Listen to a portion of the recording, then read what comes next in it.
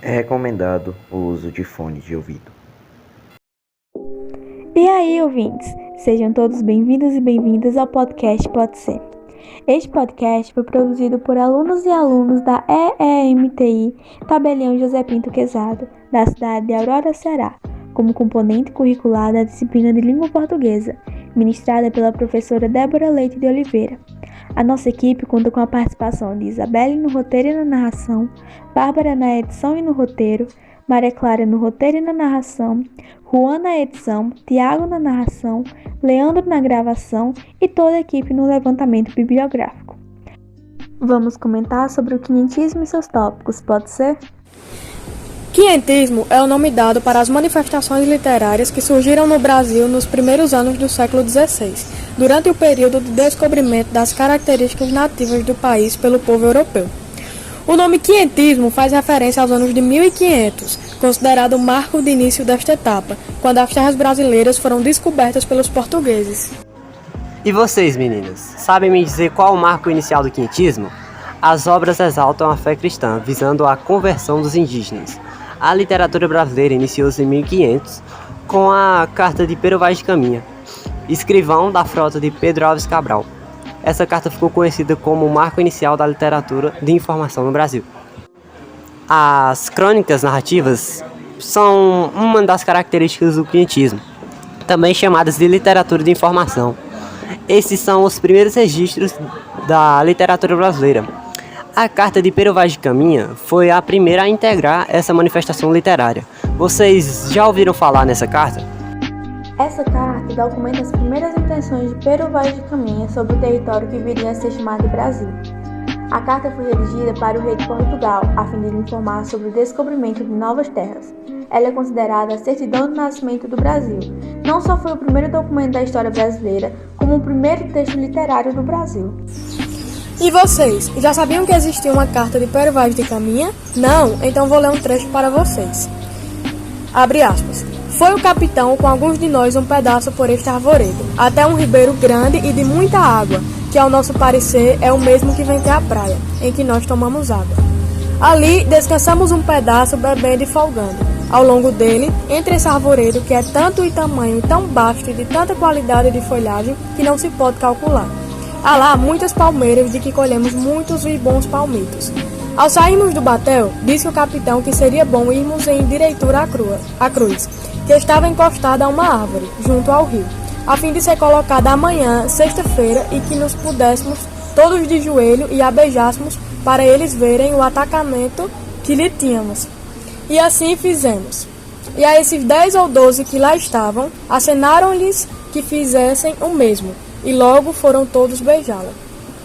Parece-me gente de tal inocência que, se nós entendéssemos a sua fala e ele a nossa, seriam logo os cristãos, visto que não têm nem entendem crença alguma, segundo as aparências. E, portanto, se os degradados que aqui não hão de ficar aprenderem bem a sua fala e os entenderem, não duvido que eles, segundo a santa intenção de Vossa Alteza, se farão cristãos e hão de crer na nossa santa fé, a qual praza o nosso Senhor que os traga, porque certamente esta gente é boa e de bela simplicidade.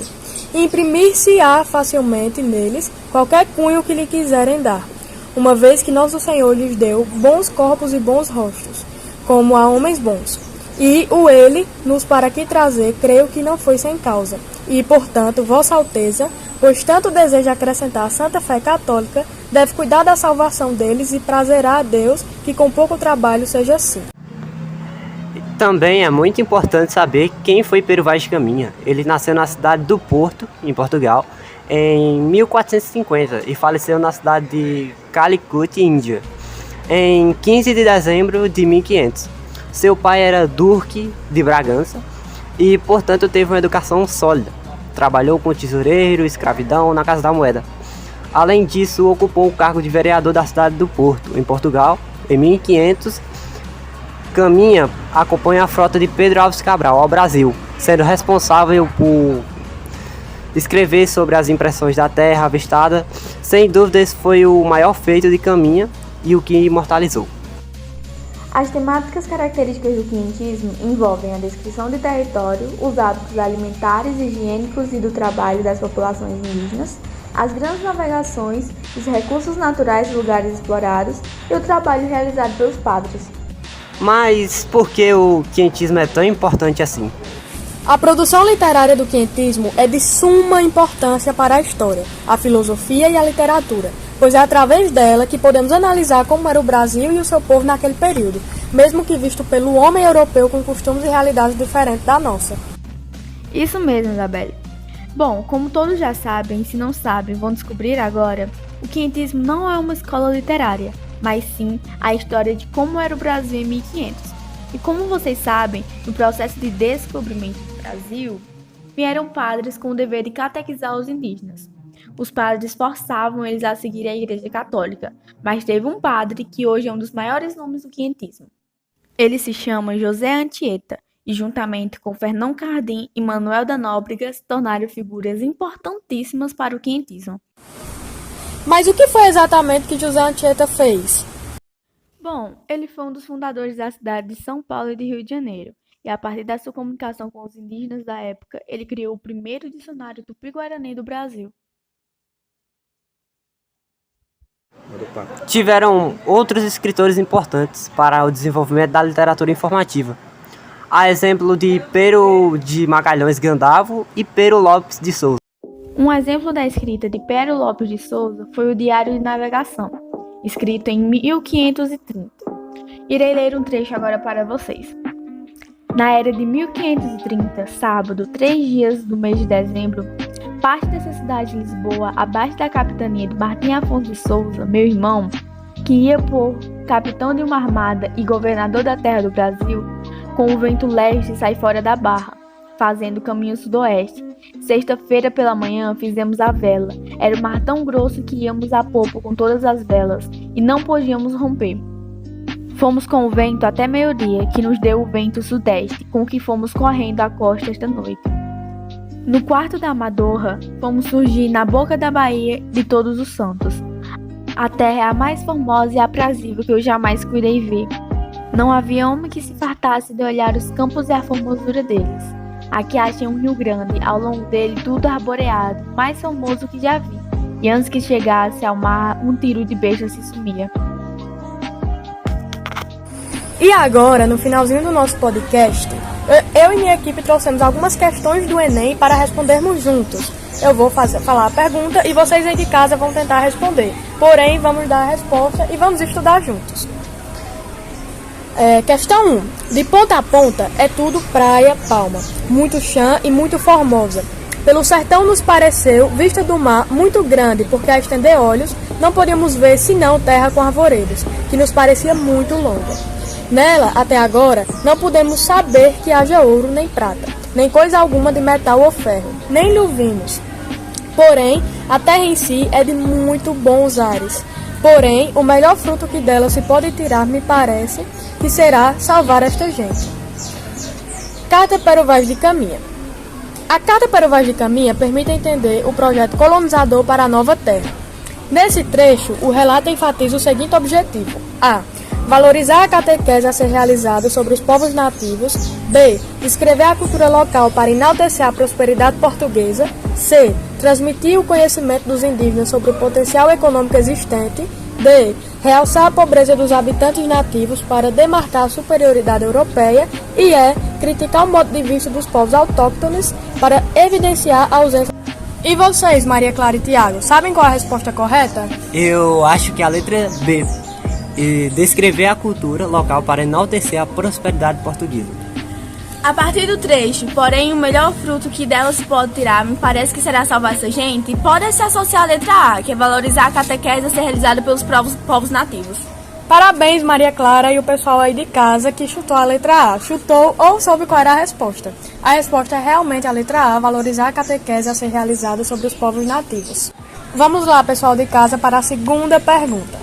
Sobre a literatura produzida no primeiro século da vida colonial brasileira, é correto afirmar que, letra A, é formada principalmente de poemas narrativos e textos dramáticos que visavam a catequese.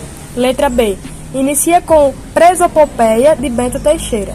Letra C. É constituída por documentos que informam acerca da terra brasileira e pela literatura jesuítica. Letra D. Os textos que constituem apresentam evidente preocupação artística e pedagógica. Letra E. Descreve com fidelidade e sem idealizações a terra e o homem, ao relatar as condições encontradas no Novo Mundo.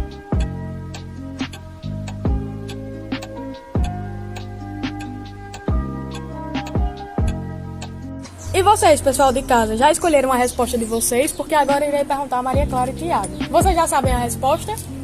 Eu acho que a letra A é formada principalmente por poemas narrativos e textos dramáticos que visavam a catequese, pois vieram padres lá de Portugal para catequizar os indígenas. Eu escolho a letra C, pois a carta de Pero Vaz de Caminha foi a primeira no período do quinhentismo. É constituída por documentos que informam acerca da terra brasileira e pela literatura jesuíta. Parabéns, Tiago. A resposta correta é a alternativa C. E vocês aí de casa, responderam a certo? E vamos lá para a terceira pergunta.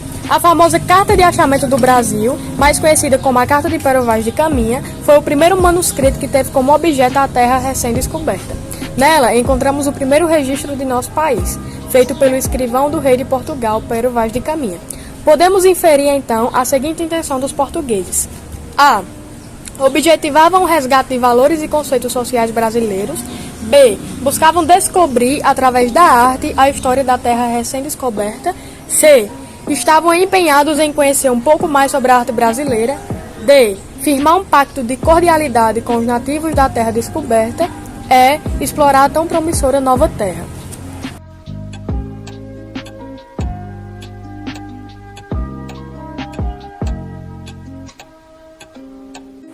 E agora, pessoal, será que vocês conseguiram acertar? Vamos ver aqui com a minha equipe. Maria Clara e Tiago, quais são as respostas de vocês?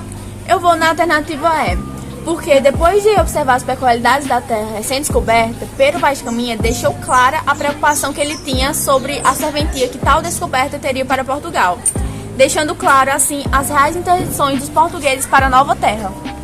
Eu também concordo com Maria Clara e escolho a letra E, pois Pero Vaz de Caminha deixou suas ideias bem claras.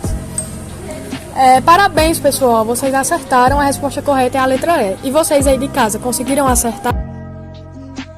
E esse foi o nosso podcast. Espero que vocês tenham gostado. Tchau, galerinha!